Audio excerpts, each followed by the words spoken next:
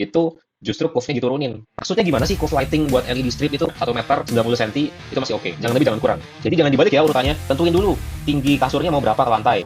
Kita masuk ke pembahasan lanjutan dari master bedroom. Terakhir kita udah bahas ukuran furniture masing-masing dari denah ya.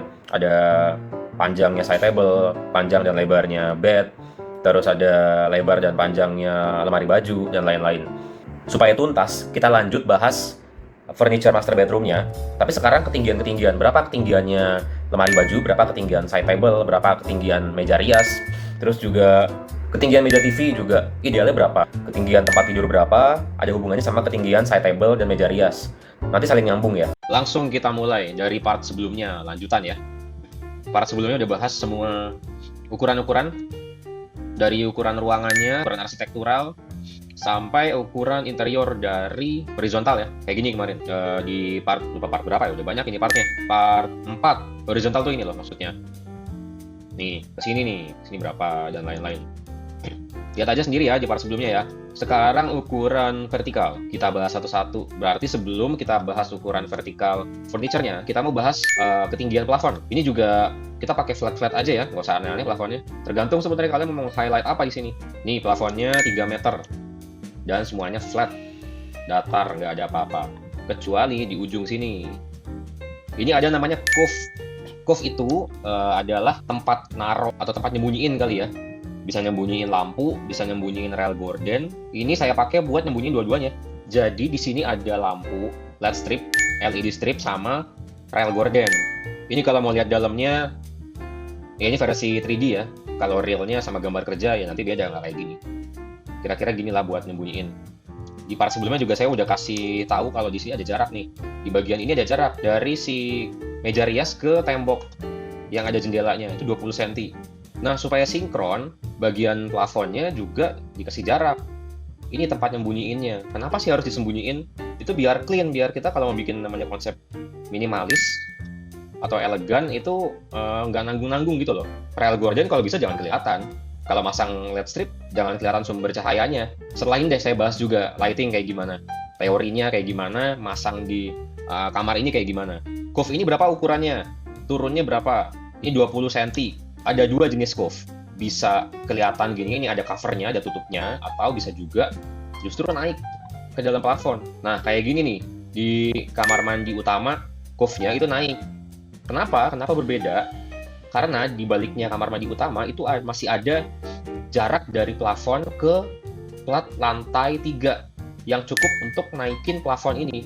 Sedangkan kalau di bagian kamar tidurnya ya, di atasnya cove ini itu langsung balkon. Jadi balkon itu kan posisinya udah lebih rendah dari area lain ya. Jadi jarak dari plafon sampai ke lantai balkon tuh pendek gitu loh. Udah harus ada celah-celah untuk naro pipa dan lain-lain ya. Jadi saya bikinnya cove-nya untuk nutupin rail gorden dan nutupin lampu LED strip itu justru cove-nya diturunin. Maksudnya gimana sih cove lighting buat LED strip itu? Kalau masih bingung, ini contohnya nih kalau udah jadi ya. Ini ngambil dari Google sih gambarnya.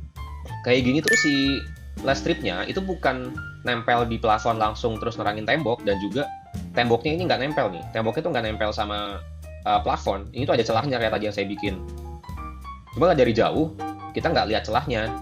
Itu tuh LED stripnya ditaruh di baliknya plafon, terus dia nerangin tembok.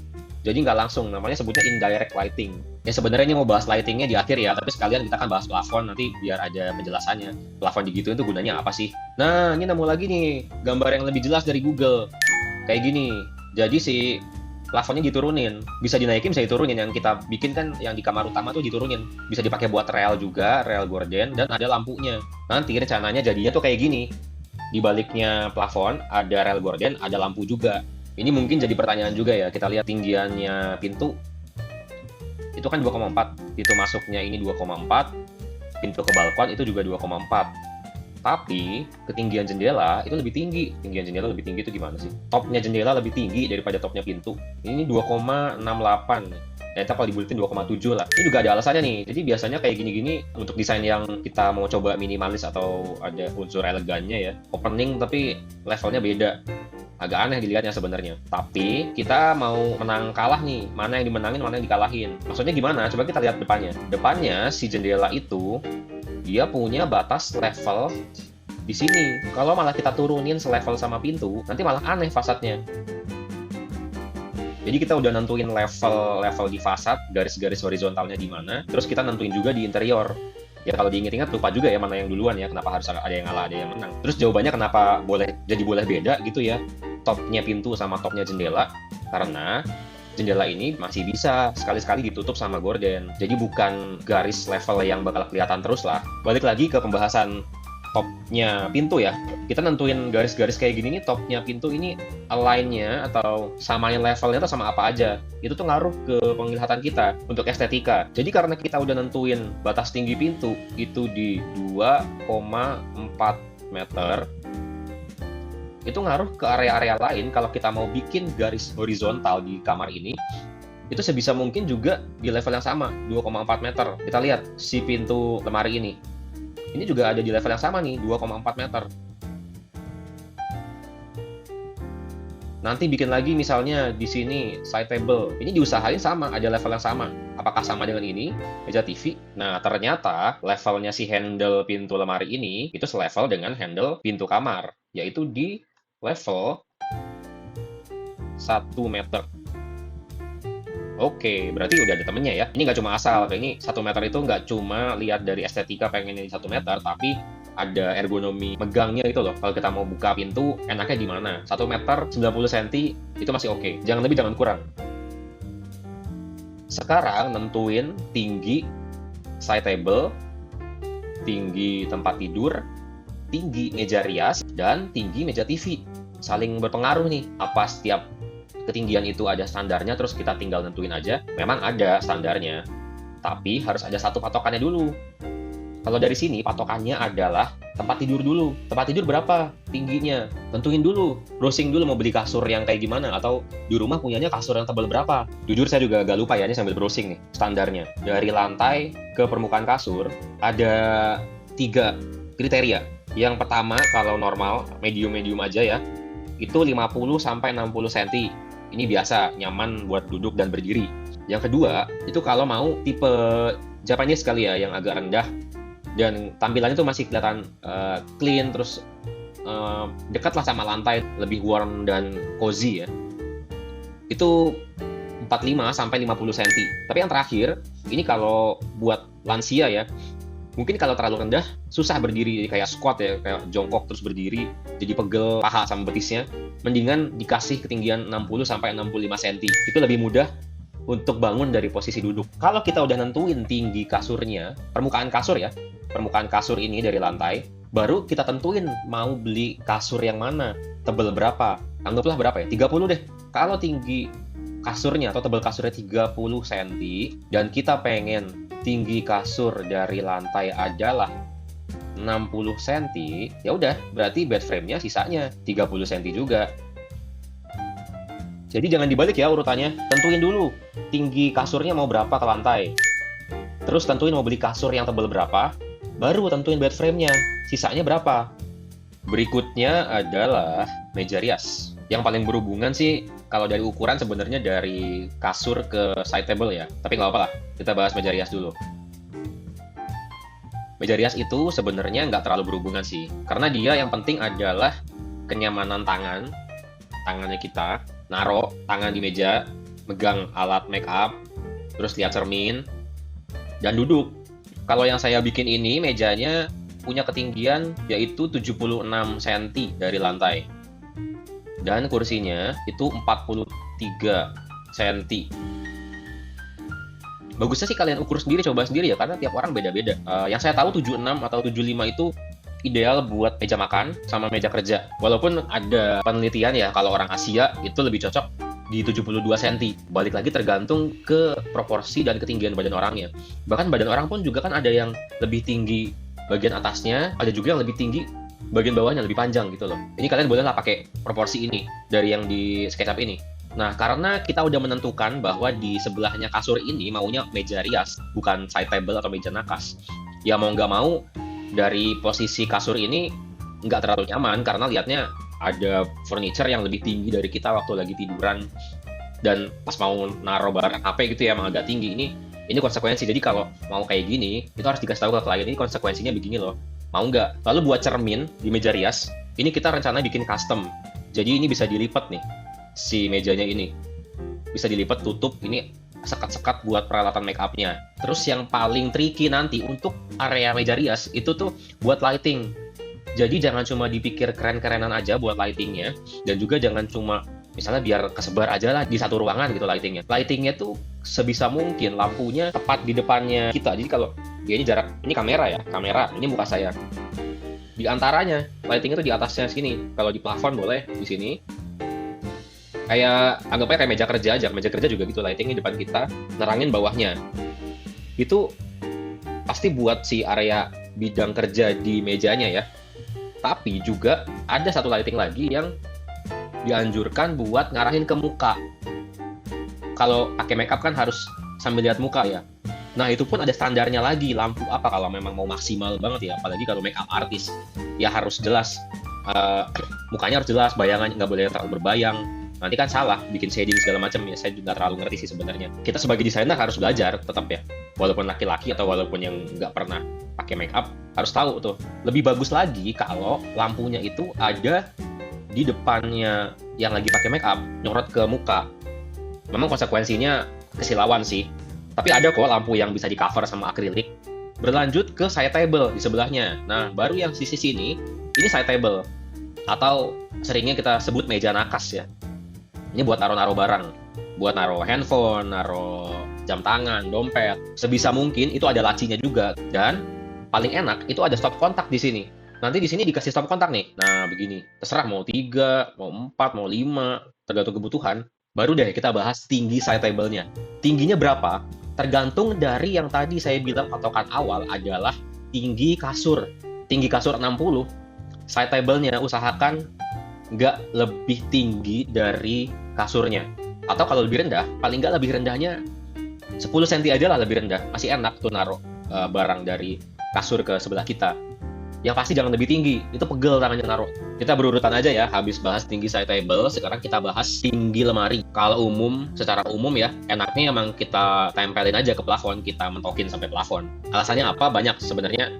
Yang utama, kita mencegah debu.